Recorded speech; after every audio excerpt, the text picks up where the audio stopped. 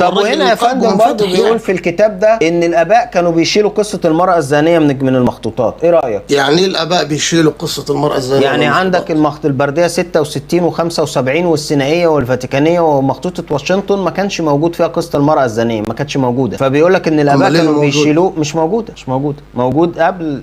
طب وايه المرجع بتاع البابا في هذا الكلام؟ القديس اغسطينوس. وهي المخطوطات عندنا، يعني المخطوطات عندي انا مطلعها في 2009، كنت كاتب مقال الزانيه تصرخ لم ارى المسيح، جايب فيه البرديات دي قبل ما البابا يكتب كتابه اصلا، جايب فيه الكلام ده، وكنت جايب الاقتباس بتاع القديس اغسطينوس ده، بس كان نقله وقتها متى المسكين في تفسيره الانجيل يوحنا الجزء الاول صفحه 509 بيقولوا يكشف هؤلاء الاباء عن سبب البابا، ولكن يجب ان يسال في هذه الاشياء. لازم يسال في هذه الاشياء. ماذا القديس اغسطينوس؟ لا مش اغسطينوس، احنا خلينا في البابا. لا، هو نقل عن القديس اغسطينوس، وعايز اقول لك ان مش هو لوحده. في تفسير انجيل يوحنا بتاع الانبا اثناسيوس بتاع بني سويف كان ناقل نفس الاقتباس. انا مش لاقي الكتاب، بس اصلك انت لازم تعرف ان الانجيل قبل ان يكون كتاب هو بشاره بالكلمه. ايوه، الاباء كانوا بيحرفوا فيه ولا لا؟ لا، ما فيش حاجه اسمها حرفوا يا ليه؟ يعني ما هو شالوا قصه، هيشيلوا ايه تاني؟ يعني شالوا قصه. لا ايه المصلحه من التحريف؟ يعني عشان بتشيع الفاحشه يا فندم، لا مؤاخذه. يعني ايه شال النصفين مش متشاله؟ ما كل الاناجيل موجود فيها قصه المراه الزانيه. المخطوطات مش موجود فيها. طب وفين المخطوطات؟ هل معاك المخطوطات دلوقتي في المكتب بتاعك؟ حالا يا فندم، حاضر. كده انا فاتح موقع المخطوطه السينائيه اهو، ده انجيل يوحنا اهو، تمام. جبنا شابتر 8 قصه المراه الزانيه، موجوده في الاعداد من 7:53 لحد 8:11. بنفتح في الشابتر 8 اللي هو الفصل 8، بنفتح الاعداد، لقيناه بادئ من فيرس رقم 12. ليه رقم 12؟ عشان 11 و10 و9 و8 و7 و6 و5 و4 و3 و2 و1 مش موجودين، متشالين من المخطوطه. ادي اقدم مخطوطه كامله للكتاب المقدس. الله، والله ما في حجه اوضح من كده. حتى لو مش موجوده. ايوه، ليه مش موجوده؟ لم يكتبها. البابا بيقول ان الاباء حذفوها عشان بتشيع الفاحشه، يعني الاباء كانوا بيحرفوا كتابك بسهوله. مين البابا اللي قال كده؟ البابا تودروس. ما انا ناقل لك ناقل عن كلام اغسطينوس. ورهاني كده في كتاب للبابا تودروس دي. حاضر. مفتاح العهد الجديد الجزء الاول بيقول اهو: ويكشف هؤلاء الاباء عن سبب غياب هذه القصه في بعض المخطوطات الاخرى، وهو خوف الاباء الاوائل من استخدام هذه القصه كمشجع للانحلال الخلقي او انها ذريعه للاباحيه كما يقول اغسطينوس.